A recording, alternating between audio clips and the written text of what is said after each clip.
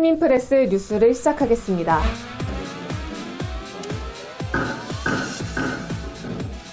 선정을 반대하지 않습니다. 두 지역도 재개발이 꼭 필요한 지역입니다. 그냥 심각합니다. 이렇게 인구 밀도가 높아 주차난이 획일적 기준으로 승리식을 지정하는 것이 아니라 문재인 대통령이 발언이라고 비난을 하지 마시고 위험한 현실을 직시하고 적절한 대응과 조언을 부탁드립니다. 성남시의회는 대한민국 임시정부 수립 정신을 담아내고 이를 시민 여러분과 나누는 데 최선을 다하겠습니다. 박문석 의장은 어제 4월 11일에는 우리 시를 비롯한 전국에서 대한민국 임시정부 수립 기념식이 있었다며 지금부터 100년 전 일본 제국주의로부터 빼앗긴 나라를 되찾고 자주 독립을 성취하고자 중국 상하이에서 임시정부 설립 주체인 임시의정원이 1919년 4월 11일 대한민국 임시헌장을 헌법으로 공표하면서 이때부터 대한민국이라는 국호가 정식으로 채택되어 지금에 이르렀고 임시정부 100주년을 맞이하여 선조들의 치열하고도 숭고했던 투쟁과 도전에 대해 우리 모두가 새로이 되새겨보며 새로운 100년을 준비해야 한다고 말했습니다. 이상호 의원은 일관성 없는 성남시 행정의 문제점을 알리고 변화하고 발전하는 성남시가 되길 바라는 마음으로 이 자리에 섰다며 발언을 시작했습니다. 성남시는 지난 4월 3일까지 2030 도시 및 주거환경 정비 기본계획의 주민공람을 실시하고 이번 2030 정비 기본계획은 지난 2010과 2020 도시계획의 연장선상에 있는 정비 기본계획으로서 재개발, 재건축 지역 주민들의 높은 관심을 받고 있습니다. 하지만 이 의원과 지역 주민들은 2030 정비 기본계획안의 정비 예정구역 선정 결과를 접하고 성남시 집행부에 대한 배신감과 일관성 없는 행정에 대해 커다란 절망감을 느꼈다며 정비예정구역의 도시계획의 기준이 되는 정비기본계획만큼은 객관적인 자료와 투명한 평가를 바탕으로 계획을 수립하고 특히 지난 2020 정비기본계획의 결과들을 반드시 반영해 줄 것을 요구했다며 이 의원은 이번 2030 기본계획은 법적 기준에 의한 평가보다 공공성보다 사업성에 치중한 추가 임의지표 8개 항목이 개입되면서 지난 20년의 계획이 뒤바뀌고 기존 우선순위가 추월당하는 상황이 연출돼 이에 지역 주민들은 강하게 항의하고 있다고 전했습니다. 의원과 지역 주민들은 2030 정비기본계획안의 정비 예정구역 선정 결과를 접하고 성남시 집행부에 대한 배신감과 일관성 없는 행정에 대한 커다란 절망감을 느꼈습니다.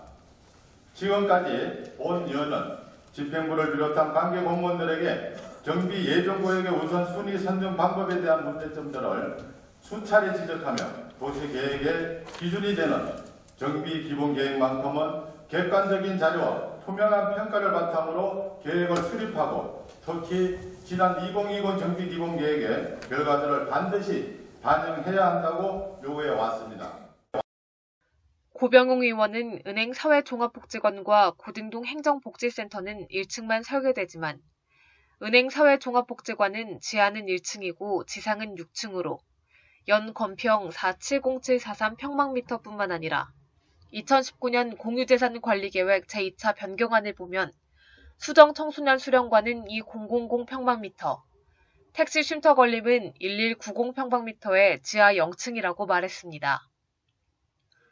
신축 건물이 완공 전에 주차 걱정을 하는 정책을 누가 책임지며 이런 정책을 세우고 시민을 바로 보실 수 있겠냐며 주변의 도로에 불법으로 주차하게 하고 스티커만 발부하면 행정행위는 끝나는 것이냐고 집행부에 물었습니다. 신축 건물이 완공 전에 주차 걱정을 하는 정책을 누가 책임지겠습니까?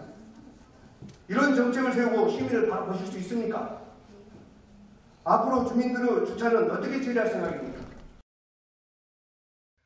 성남시 공공건물 신축과 중축에서 지하주차장 현황을 보면 걱정이 되지 않을 수 없으며 공공센터를 신축할 자리의 땅값도 비싸지만 성남시에 활용할 땅이 없다는 점을 특별히 인식하면서 계획을 세워야 한다며 준공을 앞둔 태평 4동 행정복지센터는 행정복지센터와 주민자치센터, 아이사랑 놀이터, 지역아동센터, 작은 도서관, 어린이집, 경로식당, 복지관 등 자체 인원의 주차도 절대적으로 부족하고 올해 완공하기로 예정되었으나 내년으로 미루어진 위례 행정복지센터도 비슷한 기능이라며 주차를 어떻게 감당하겠냐며 집행부를 꼬집었습니다.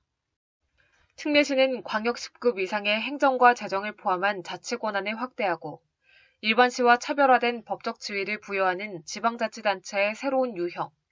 그러나 도시 기반 시설 하나 없는 황무지에서 시작한 성남은 성남 1세대와 소위 공돌이 공순이라 불렸던 공장 근로자들의 노력과 희생으로 군사 독재 정권으로부터 속고 외면당했던 좌절을 딛고 꾸준한 성장을 거듭하면서 최현백 의원은 지난 2000년 주택필지 20평 분양지, 주거지 내부도로 2에서 6m, 턱없이 부족한 공공시설 등 무분별하게 조성된 열악한 주거 환경을 개선하기 위해 성남시 도시재개발 기본계획을 수립하며 재개발에 착수해왔고 정부는 행정의 연속성 차원에서 성남이 버림받았던 과거 역사와 서울공항으로 인해 재산권과 주거권 침해에도 불구하고 성남의 국가에 대한 기여를 특례시 지정으로 보상받아야 마땅하다고 강조했습니다.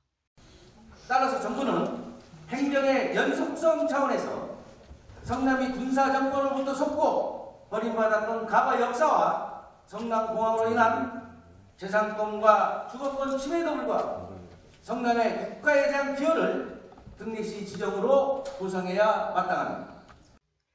최 의원은 정부와 국회에 요구하는 한편 정부는 단순히 인구 100만이라는 획일적 기준으로 특례시를 지정할 것이 아니라 문재인 대통령의 자치분권 기조, 행정 수요, 예산 규모 등을 고려하여 김병관 국회의원이 대표 발의한 지방자치법 일부 개정 법률안으로 지정할 것을 강력히 촉구했습니다. 지난 2018년 12월 행정교육체육위원회 소관 상임위에서 자유한국당 박 의원이 노랑머리 염색 청색 이어링, 빨간색 안경을 착용하고 상임위에 출석한 진모 청소년재단 대표에게 용모가 적절하지 못하다고 제언한 바 있는데 이를 두고 여야 간의 논쟁이 멈추지 않고 있습니다.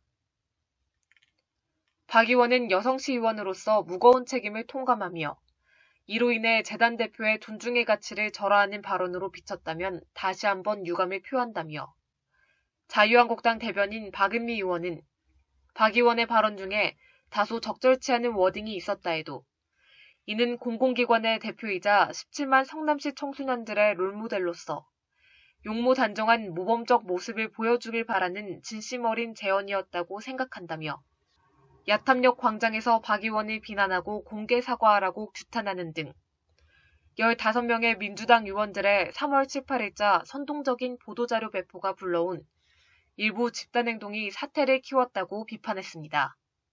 야탐역 광장에서 박광소년을 비난하며 공개 사과하라고 규탄하는 모습입니다. 15명의 민주당 의원들의 3월 18일자 선동적인 보도자료 배포가 불러온 일부 시민들의 집단행동입니다. 다음은 페이스북에 게재되었던 화면입니다. 은수미 시장도 동료 의원 발언이 외모 비하 발언이라고 SNS에 좋아요를 누르며 동조하는 화면입니다. 100만 성남 시민을 대표하는 자치단체장으로서 지극히 경솔한 행동이 아닐 수 없습니다.